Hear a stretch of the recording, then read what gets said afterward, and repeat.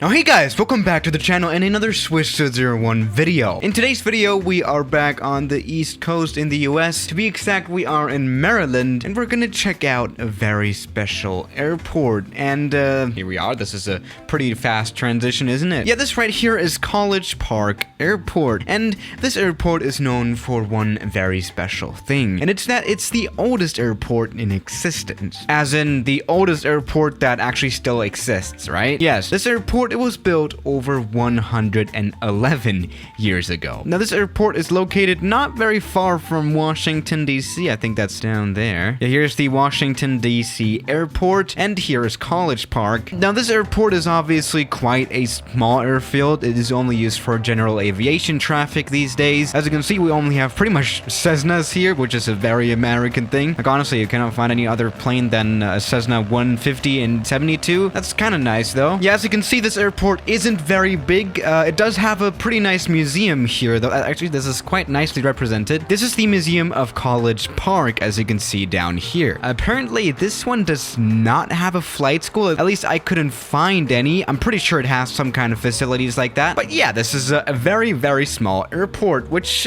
kind of makes sense. I mean, this airport, it was built in 1909. Yes, 111 years ago. And what can we say? It did age quite well, I would say. But let's actually go ahead and fly some planes here as well, of course. Just cheat ourselves onto the runway, which is, by the way, not very long, which is another way to tell this airport's age. This little runway is only 600 meters long, and of course, we're gonna fly some big planes here anyway. There we go. That was a nice takeoff. See, a 600 meter long runway, which is, by the way, like 1,400 feet around that corner, is no problem for a Cessna 172, of course. Now, the first plane that flew here at this airport was the Wright Type A biplane, or biplane, I think it's biplane, on August 25, 1909. And they actually started flying civilian planes here in 1911. And you know, still to this day, there's daily traffic coming in and out of this airport, which is just crazy to think about, isn't it? But whatever, let's just try flying some bigger planes here. You know, bigger than the Cessna Skyhawk, at least. Let's actually go private jet level. We're crazy today. Challenger 300. All right, welcome aboard the very much bigger Challenger 300, which is like a mid-sized private jet. Totally a smart idea, of course. Let's see how well we can do this landing. Actually, I'm not quite sure about landing this plane on a 600 meter long runway. This is not a very long one. Nice. In 1911, they actually opened the first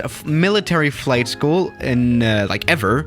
Lol. I mean, you know, in 1911, there were pretty much no other airports around, right? I don't know. But yeah, let's just go ahead and land first. Oh, goodness. Okay, this is looking good. Oh, this is not looking good. There we go. See, that was a pretty successful landing. Yes, a lot of history has been made at the airport here. I mean, you know, first military airport. The first woman to ever fly a plane flew here in 1912. At least that's what it says in Wikipedia. The first ever military crash that was fatal happened here as well. And in 1924, there was the first ever controlled helicopter flight here at the airport, which is also just crazy. I mean, you know, considering that this is a weird small place next to Washington DC that no one really knows about, this is actually kind of cool. Now this landing, it worked out perfectly fine, so we can move on to a bigger plane as well. ERJ 145 or something. Let's do this. All right, welcome on board the ERJ 145. Yes, we're talking airliners now. What happens if Washington DC's airport has some kind of incident and has to close for a few hours and traffic has to go somewhere, obviously? What do you do then? Of course, you divert to another airport. Let's see if College Park would be a suitable place for that kind of incident. Probably not. Let's see if the 145 can at least fly here. All right, I'm coming in very low to use the most runway possible for safe operation. See, this is the steps that you want to take when you land on a runway like this, which is very short. Let's go. Oh, wow. All right, that was actually pretty nice. And this is going to be a nice stop as well. No problem at all about this landing. Actually, I think we almost used less runway than the Challenger 300. The ERJ 145, I think I'm starting to like this plane more and more. It just does its job very well, and that landing was quite nice as well. No worries at all. All right, now, moving on, 737. Let's see, that plane can also divert to this airport. Wow, 1909. That's just pretty crazy to think about, especially, you know, a few months ago I made a video comparing the 1920s aviation to the 2020s aviation and comparing the planes that they had back in the days. And yeah, that one was not very modern, was it? I mean, it was able to fly, but that plane was still 10 years younger than this airfield, which is just so interesting. And you know, back when aviation really just started, there was a lot of process made. Within only 40 years, they already had like flying jet planes and all that stuff, which is crazy to think about as well. But planes in 1909, probably not very flyable, right? But let's go ahead and land first. Also considering that there are airlines that are already 100 years old. Jesus. Okay, let's go ahead and land though.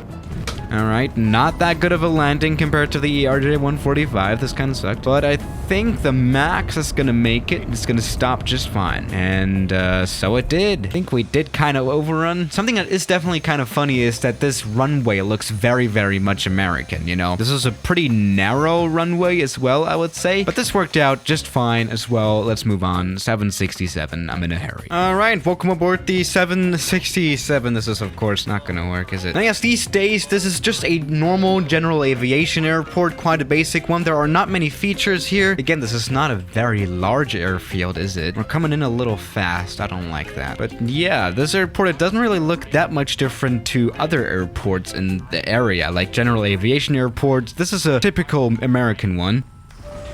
Now the landing. Jesus Christ. Alright, never mind. Let's not do this. This is obviously a pretty stupid idea, isn't it? Oh, that was a very, very close overrun. Jesus Christ. Now, something really didn't work about this landing, like, at all.